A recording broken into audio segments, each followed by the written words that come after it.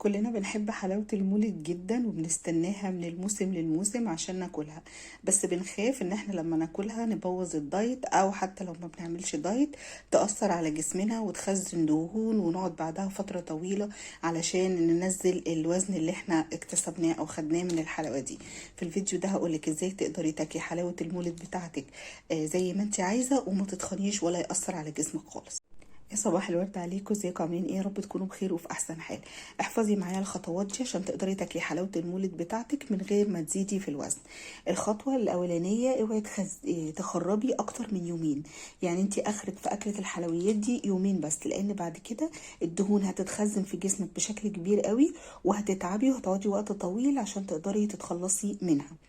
الخطوة التانية، هتاكلي حلاوة المولد دي بعد وجبة كاملة مباشرة، يعني مثلا بعد الغداء على طول، عشان الجسم ما يخزنش كل السكريات او الدهون اللي في حلاوة المولد دي في الجسم في الجسم عندك.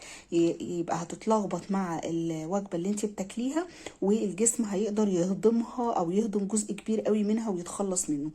بعد ما تاكليها هتشربي كوبايه ميه عليها معلقه خل تفاح او معلقه خل رمان، وعودي نفسك على المشروب ده يكون موجود عندك على طول. يعني خل التفاح او خل الرمان خليه في البيت عندك على طول.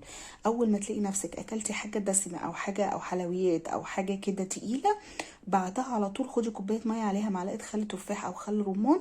ده ليه تاثير السحر، جربي بنفسك وشوفيه. هتحس بيخلص نسبة كبيرة قوي من الدهون اللي انتي كلتيها، بيخلص الجسم منها وبيريح معدتك وبيساعد على الهضم، وبيساعد كمان على الدهون اللي في الكرش انها تختفي. الخطوة اللي بعد كده، هتقعدي لمدة اسبوع هتمنعي مشروبات غازية، نشويات، حلويات.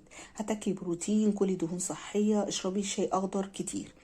بعد كده هعمل في الاسبوع ده اول ما اصحى اي مجهود لمده نص ساعه على معده فاضيه، يعني قبل ما افطر هعمل اي حركه، همشي، هعمل جري في المكان، هعمل اي حركات كده بايدي ورجلي، اي تمارين لمده نص ساعه. الخطوه دي مهمه جدا وهتساعدك انك تتخلصي من الدهون اللي اتخزنت في جسمك. بس كده، الموضوع بسيط، وكل سنه وانتم طيبين، واشوفكم على خير الفيديو الجاي ان شاء الله.